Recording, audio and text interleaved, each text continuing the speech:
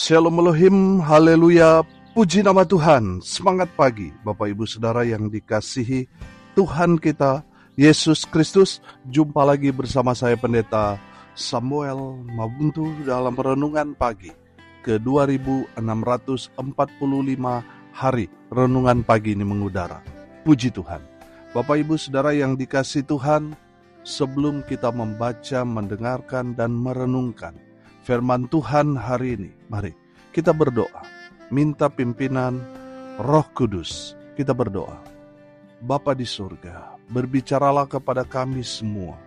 Pakai firman Tuhan ini untuk menegur kami, menasihati kami, meneguhkan iman percaya kami, dan memberkati kami semua.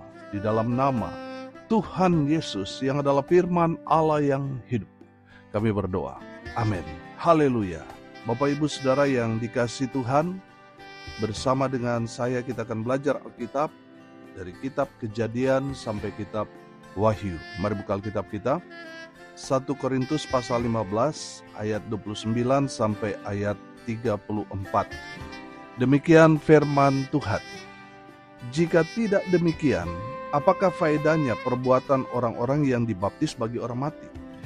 Kalau orang mati sama sekali tidak dibangkitkan, mengapa mereka mau dibaptis bagi orang-orang yang telah meninggal? Dan kami juga, mengapakah kami setiap saat membawa diri kami ke dalam bahaya? Saudara-saudara, tiap-tiap hari aku berhadapan dengan maut.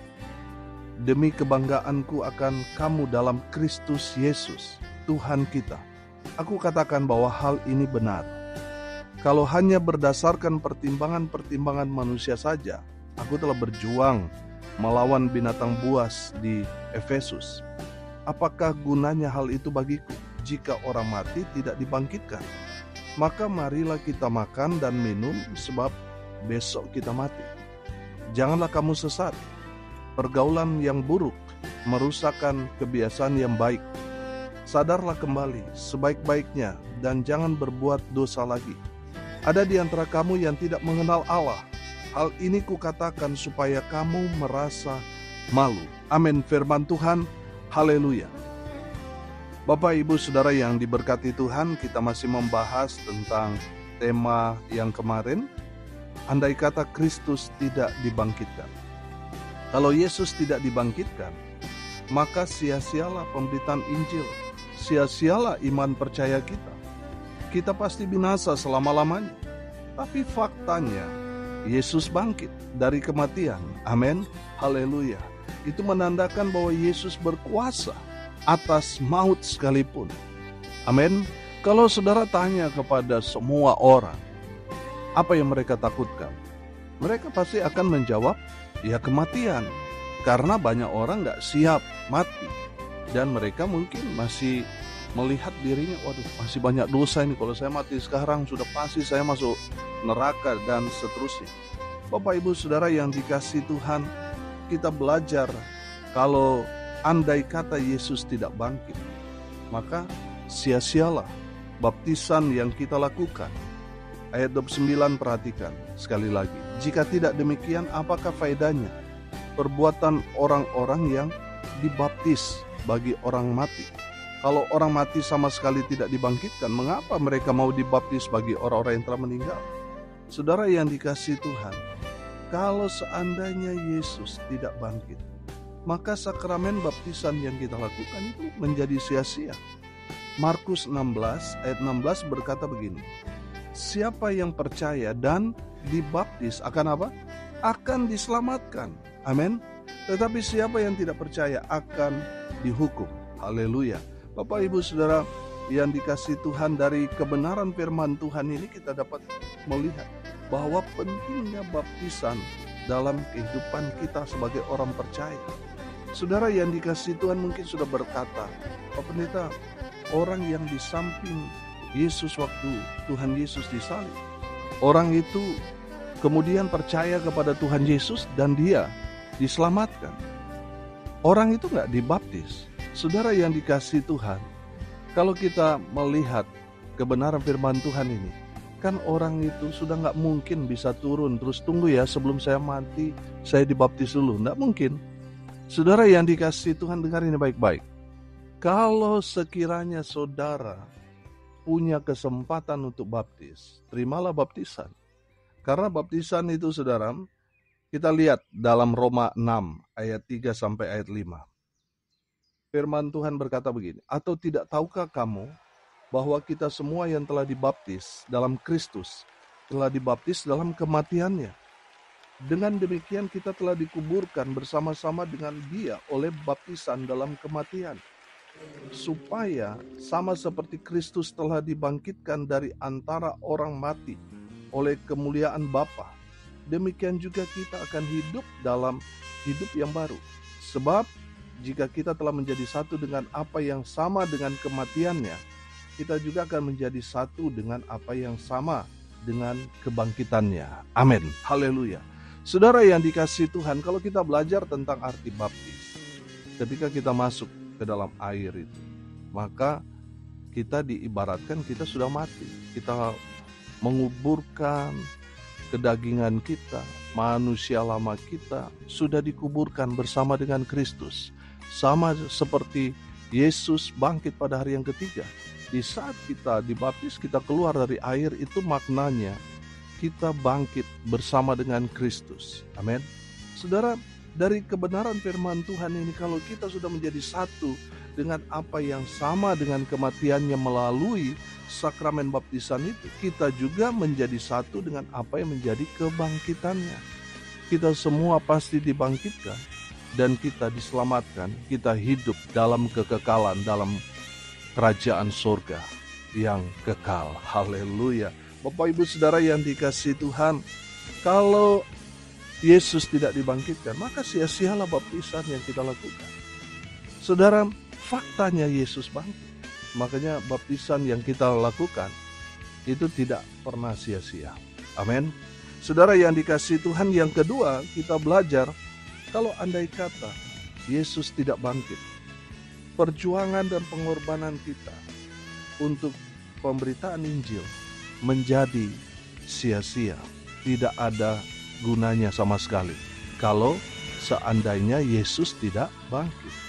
Saudara yang dikasihi Tuhan, saudara lihat ayatnya yang ke-30 sampai ayat 32. Dan kami juga, mengapakah kami setiap saat membawa diri kami ke dalam bahaya?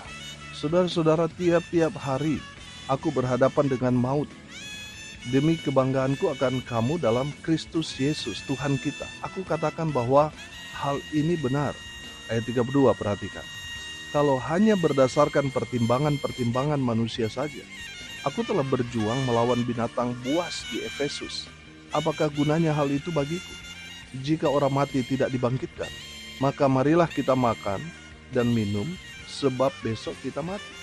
Bapak Ibu Saudara yang dikasihi Tuhan, kalau seandainya Yesus tidak bangkit, maka percuma perjuangan, pengorbanan para rasul, orang-orang percaya, di mana mereka ketika mereka beribadah dikejar, mereka dianiaya, mereka dibakar, tapi mereka tetap setia kepada iman mereka.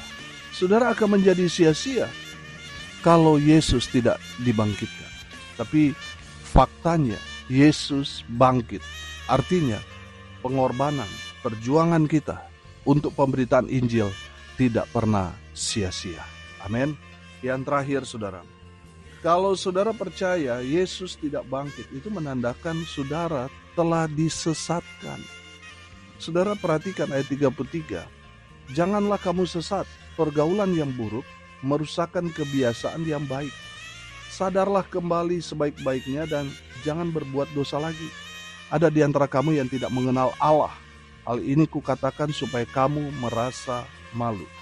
Saudara yang dikasihi Tuhan, lihat, orang kalau tidak percaya ada kebangkitan, mereka berarti sudah disesatkan.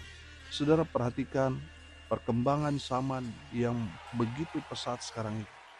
Bangsa-bangsa yang tadinya Kristen, saudara lihat, iman kekristenan mereka sekarang terpuruk. Karena apa saudara? Karena ada pengajaran-pengajaran sesat yang tidak percaya pada kebangkitan.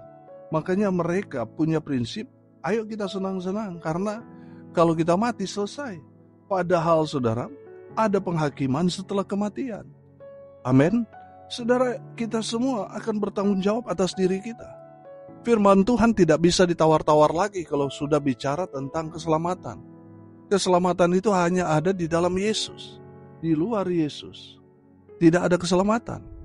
Bapak Ibu Saudara yang dikasihi Tuhan, kalau saudara tidak percaya pada kebangkitan Yesus, itu menandakan saudara sudah disesatkan. Saudara, kalau kita belajar dalam Injil Matius pasal 28 ayat 11 sampai ayat 15 tentang dusta mahkamah agama.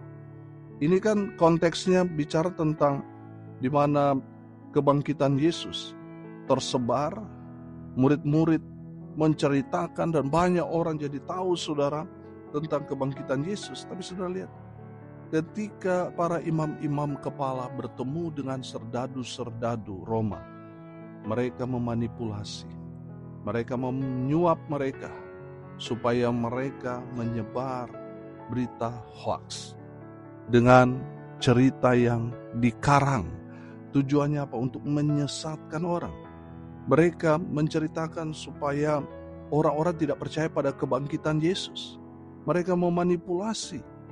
Saudara yang dikasihi Tuhan, kalau saudara saat ini tidak percaya pada kebangkitan Yesus, itu menandakan saudara adalah korban dari manipulasi dari imam-imam kepala yang terdapat dalam Injil Matius pasal 28 ayat 11 sampai ayat 15 tadi. Saudara, rupanya kabar tipu-tipu atau hoax dari serdadu-serdadu ini tersebar, dan orang Yahudi dan saudara sepupu kita percaya sampai sekarang ini. Saudara, mereka dengan sangat yakin percaya bahwa Yesus tidak bangkit. Yesus yang disalib itu sebenarnya bukan Yesus, hanya diserupakan. Ada yang bilang Yudas dan lain sebagainya. Bapak Ibu Saudara, saya mau bilang, kalau saudara percaya Yesus tidak dibangkitkan, itu menandakan saudara disesatkan. Oleh apa? Oleh pergaulan saudara. Karena saudara rasa gak enak dengan orang ini, mungkin latar belakang pendidikannya tinggi, dia mungkin berlimpah dalam kekayaan, sehingga saudara percaya dengan omongannya dia bahwa Yesus tidak bangkit. Akhirnya apa saudara? Saudara disesatkan. Firman Tuhan ini mengajarkan kepada kita, janganlah kamu sesat. Pergaulan yang buruk merusak kebiasaan-kebiasaan yang baik. Saudara, makanya saudara bergaulah dengan anak-anak terang. Amin. Bergaulah dengan anak-anak Tuhan. Haleluya. Supaya apa saudara? Supaya saudara dalam terang kasih Tuhan. Amin. Saudara, kalau saudara percaya Yesus tidak bangkit, itu menandakan saudara sesat. Faktanya Yesus sudah bangkit dan dia sudah naik ke surga. Dia menyediakan tempat bagi kita semua. Amin. Haleluya. Saudara, sekarang kita belajar awasi pergaulan kita. Amin.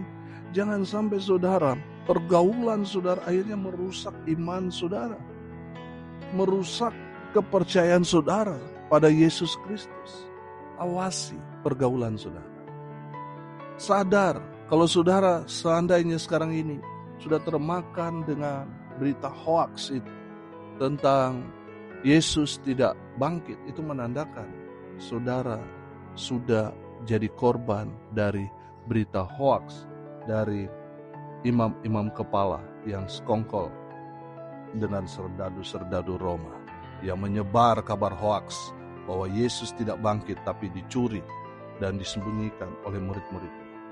Saudara yang dikasihi Tuhan, awasi pergaulanmu, sadar dan bertobatlah kalau saudara sempat meyakini bahwa Yesus tidak bangkit. Sadar, bertobat. Lalu percayalah kepada Yesus Kristus bahwa dia sudah bangkit buat kita, dan kita semua yang percaya kepadanya, walaupun nanti kita mati, tapi kita pasti dibangkitkan, kita diselamatkan, kita akan hidup dalam kekekalan di rumah Bapa di surga. Amin. Mari kita berdoa. Terima kasih Bapa di surga atas berkat firman yang sangat memberkati kami. Berkati semua pendengar dimanapun mereka berada. Tuhan memberkati hidup mereka, rumah tangga mereka diberkati, usaha, pekerjaan, pelayanan mereka dibuat beruntung berhasil dalam segala hal. Mereka yang sakit Tuhan sembuhkan, mereka yang lemah Tuhan kuatkan, Tuhan hibur mereka yang berduka cita. Dan hamba berdoa biarlah berkat surga turun memenuhi semua pendengar. Bapak Ibu Saudara yang dikasihi Tuhan, arahkanlah hatimu kepada Tuhan dan terimalah berkat dari Tuhan Yesus. Tuhan memberkati engkau dan melindungi engkau. Tuhan menyinari engkau dengan wajah-Nya dan memberi engkau kasih karunia. Tuhan menghadapkan wajah-Nya kepadamu dan memberi engkau damai sejahtera. Di dalam nama Tuhan Yesus, sumber dari segala berkat. Bapak Ibu Saudara yang percaya, diberkati Tuhan, katakan amin. Puji Tuhan.